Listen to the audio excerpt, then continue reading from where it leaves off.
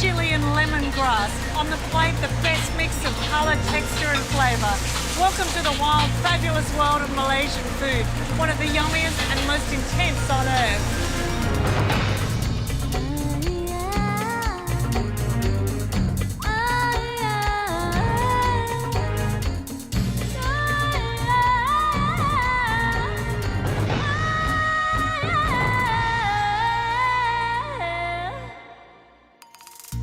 Join our food safari to learn the secrets of spicy beef rendang, a cheats laksa that takes just minutes, the sexiest noodles on earth, and a dessert of tiny pearls.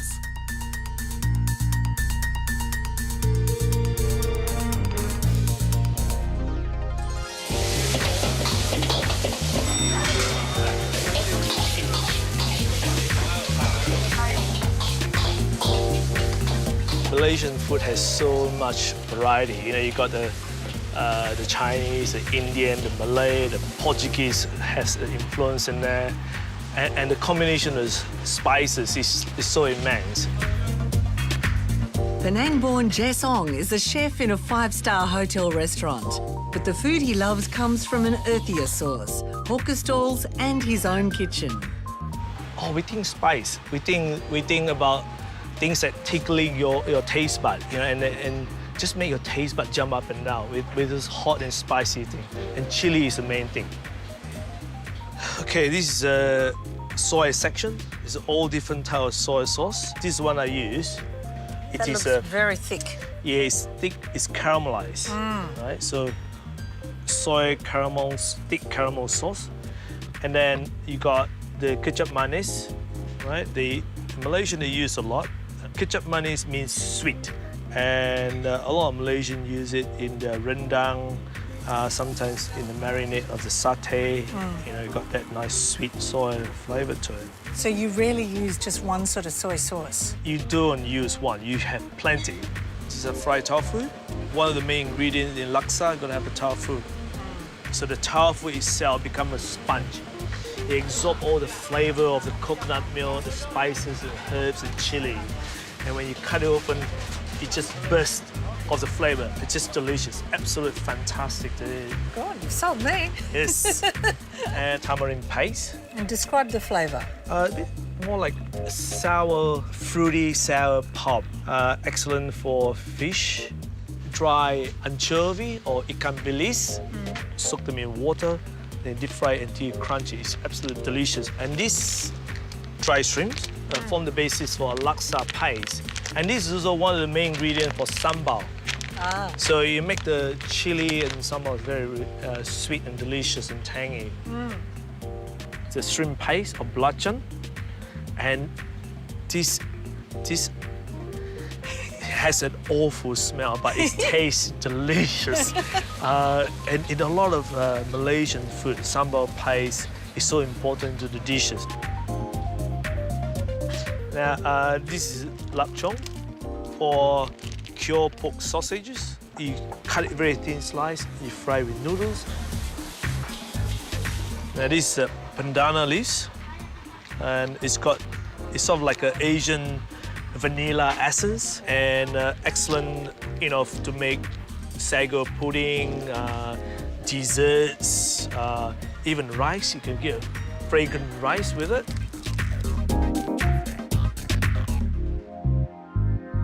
One of the hallmarks of Malaysian food is the combination of textures, tastes and temperature. The national dish, nasi lemak, is a celebration of crunchy and creamy, with its deep-fried anchovies and boiled egg, cold slivers of pickled vegetables and steaming hot curries, all built around fragrant coconut pandan rice. Chef Alvin Tan has been making it for decades. Look how nice it is. Tell me what it is that you love about the coconut rice. Oh, the coconut rice, as opposed to cooking plain rice just with water, is actually cooked in coconut cream or coconut milk, and it brings out the flavor because of its richness. We call it lemak because lemak is anything that cooks with coconut milk, and it goes well with any other curries.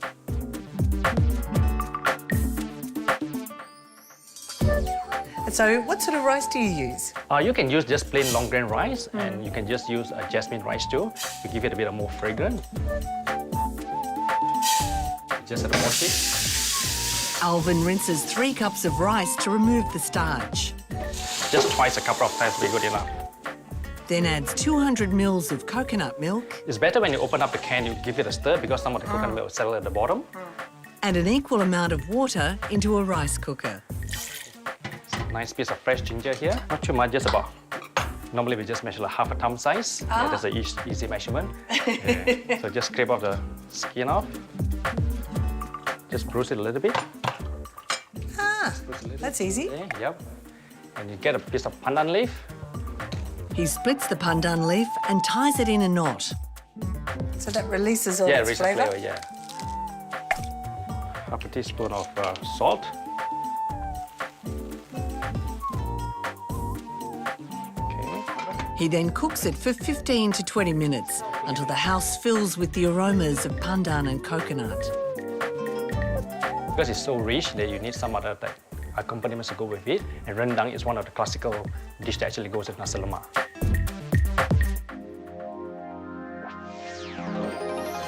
To make the most tender, spicy beef rendang, Alvin starts by removing some of the seeds from 6 dried chilies.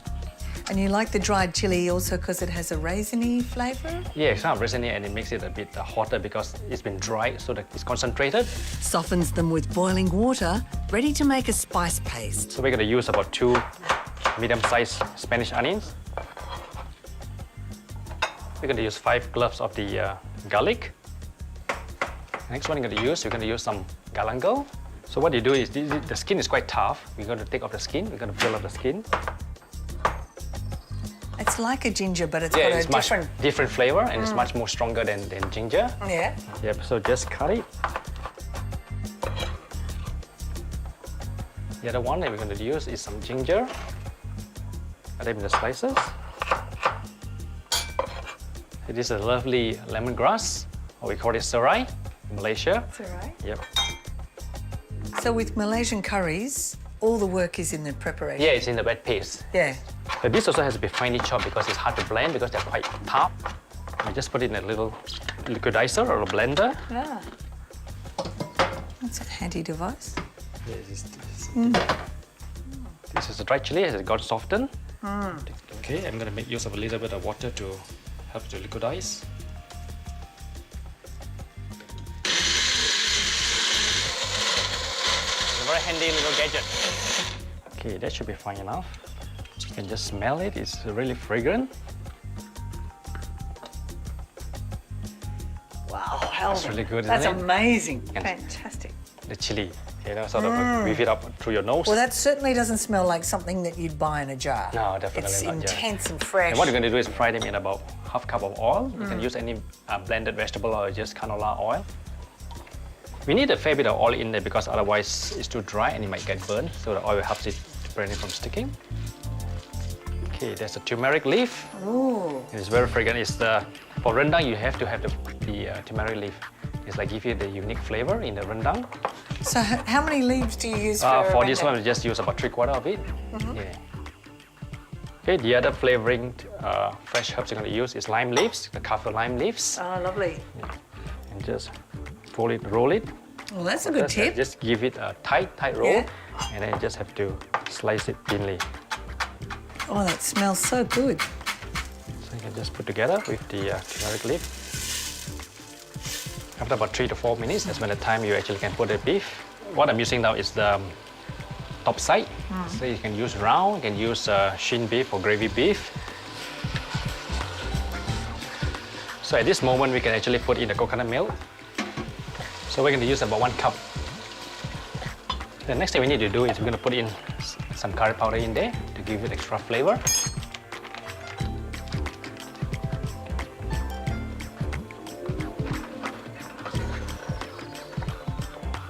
Okay, maybe you can put in the coconut in here. Then a key ingredient to the rendang, desiccated coconut, dry toasted over a low heat. See, it started to get it's quite brown beautiful. pretty fast. Then it's ground and added to the rendang.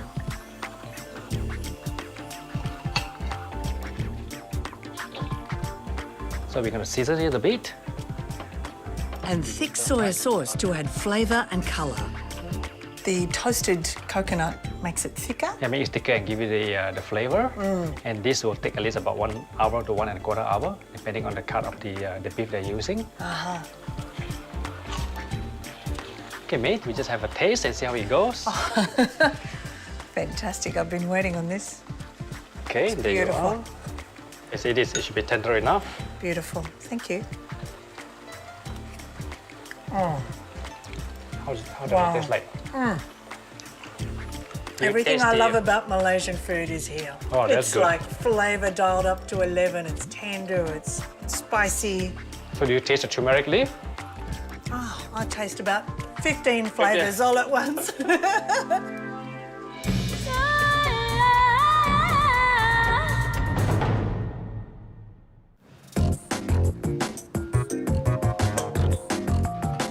For sheer tactile pleasure, restaurateur Simon Goh says there's nothing quite as good as making Malaysia's favourite bread, thin as a whisper, flaky golden roti.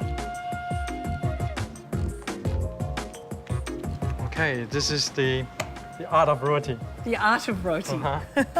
And tell me how roti fits into the Malaysian food spectrum. Okay, if you don't feel like having rice, then you have roti. So Or- roti can scoop up curries. You know, and- the way we do things, Maeve, is like when we eat, we just say we just had a rice meal Okay. or a roti meal. Oh, you know? okay. So this is where it comes in.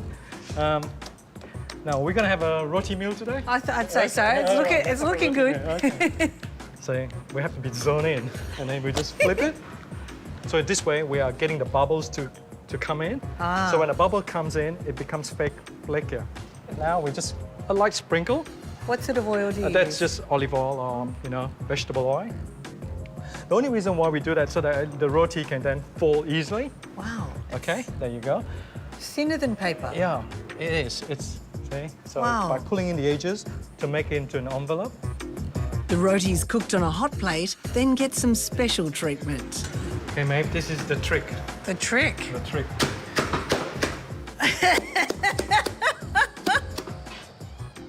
That's so much Yeah, fun. there you go, Maeve. That's great. It's all about fluffing it up. Chicken, Yeah, chicken curry. Beautiful. Lovely thick sauce. Okay. All right, And then you just pull it apart. pull it apart. All right, just pull it apart. Okay, this is our work of art. Yummy. Cheers. That's great, Simon. Does this have a name? We call this roti Maeve. Oh, you're very good.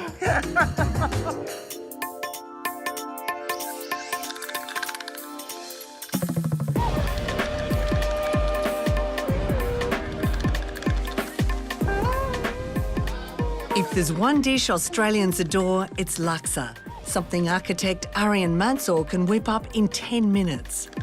Well, it's sort of, everyone has this idea that laksa, you have about 1 billion ingredients that go in, and they do. Yeah. But you can get the paste, it's quite easy to throw them in. But, like with all sorts of different pastes, I sort of like to throw in a bit of extra and just give that kick. Shallots, garlic, ginger. And depending on how spicy you want it to be, you put in a chili or two. I'm gonna put in a little bit of dried prawns as well. And also, when you blend them, you're gonna add a little bit of water in there as well. All right, that's it. The next thing we're going to do is peel the prawns. Okay. Just before you actually start making the broth, you just sort of fry the skin for a little bit, get that flavour out of the skin. That's clever. It's got this great fragrance to it. And you can tell they're done when they turn red. So they're starting to turn red. Oh, that smells really nice.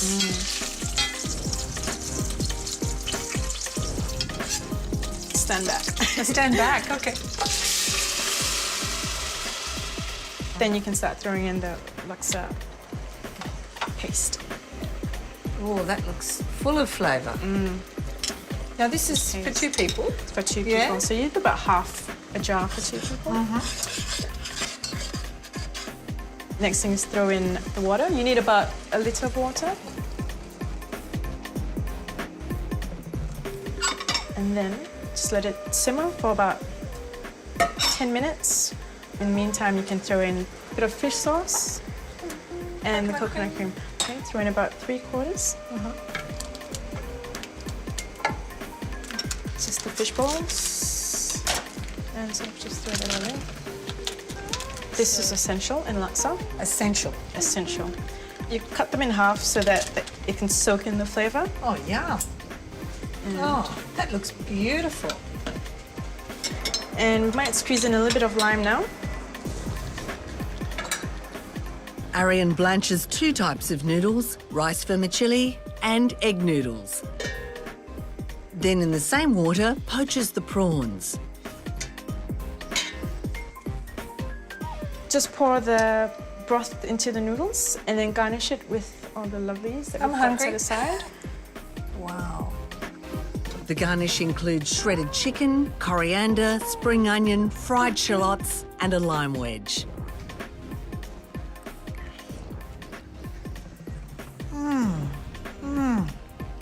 That is fantastic.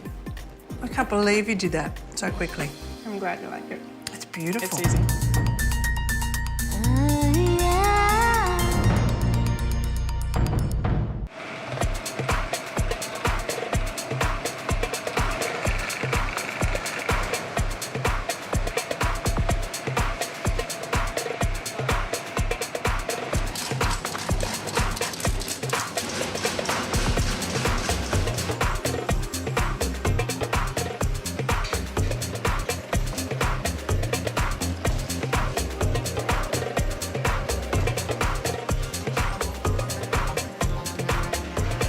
A main staple of Malaysian food is noodles. Here, silky egg noodles are made fresh every day for use in stir fries and soups, and rice noodles in delicious char kway chow.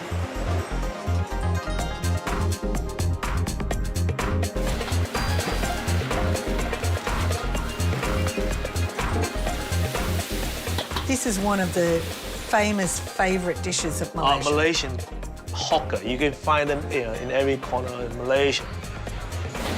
Hawker stalls or street food vendors in Asia use a wok and a fierce flame to caramelise the noodles and create a smoky flavour that devotees call the breath of the wok, a style of cooking becoming popular in Australia.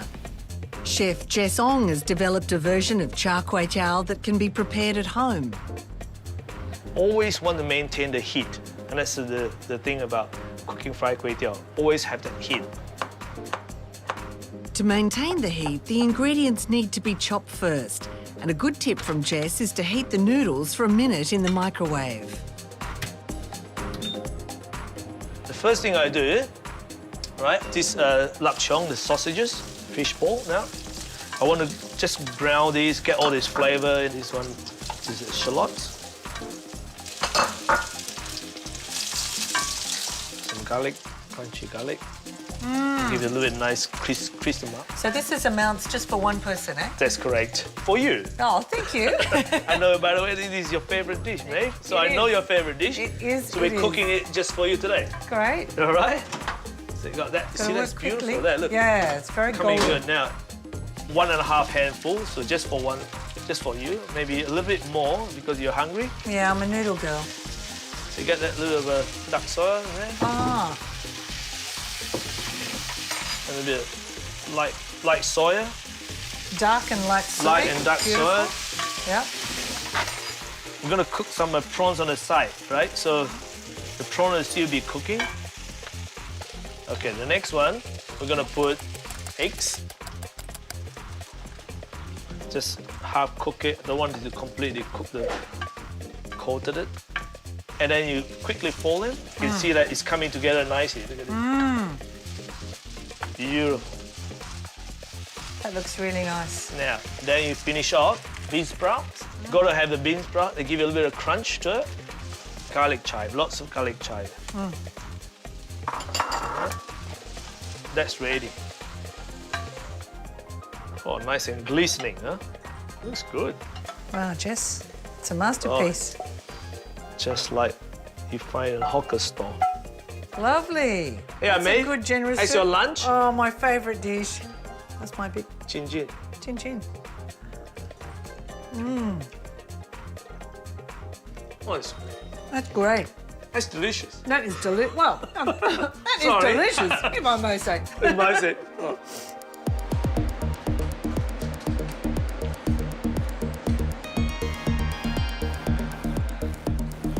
Malaysia's answer to the cappuccino is tea tarik or kopi tarik.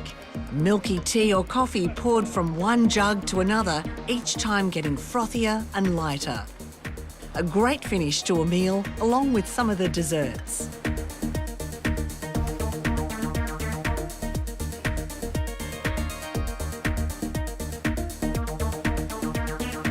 Malaysian sweets are as vibrant and colourful as the main courses, flavoured with pandan and coconut. They're silky, custardy and incredibly Moorish, and a lot of hard work.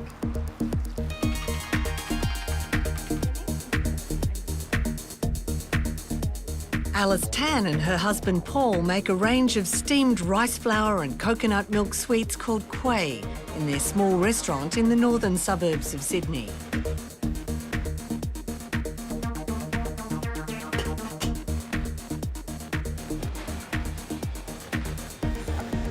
You find it relaxing? Not so much. It's hard work. Yes, hard work. It's a very skill to it. Okay. Yeah. That's right. Wow, it's good. There you go. How about that? You have to put into the steamer and steam it for 5 minutes, then ready to eat. When you see somebody bite into it and say, oh, yum, you know, then you know that it's perfect.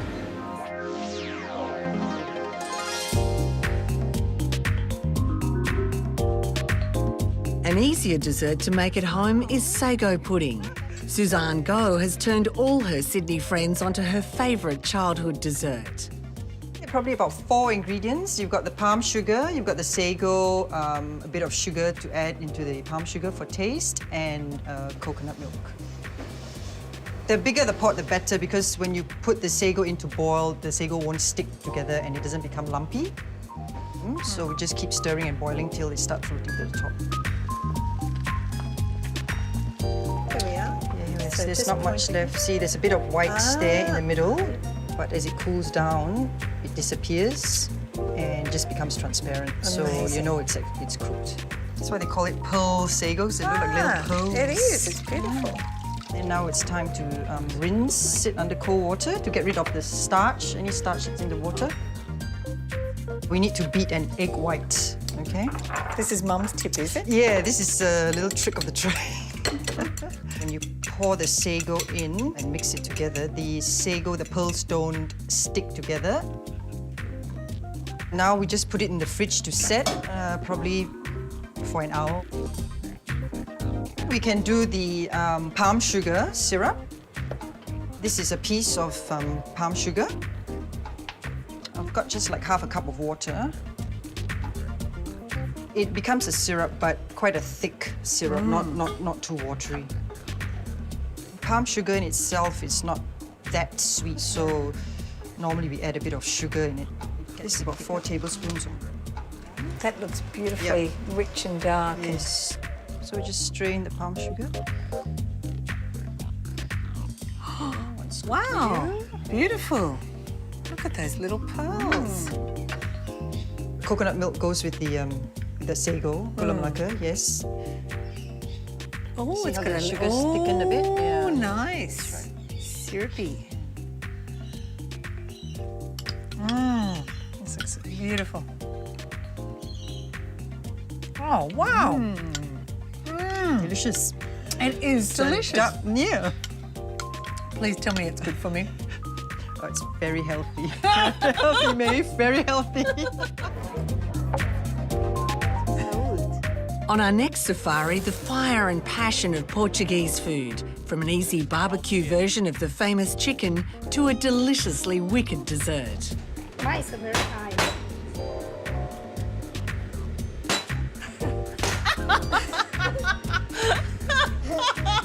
You know what happened? It looks easy, isn't it? You made it on, yeah. Yeah, because you know Oh. probably you pressed too hard. I pressed it too hard. Too deep, yeah. Oh. So still good. Thank you.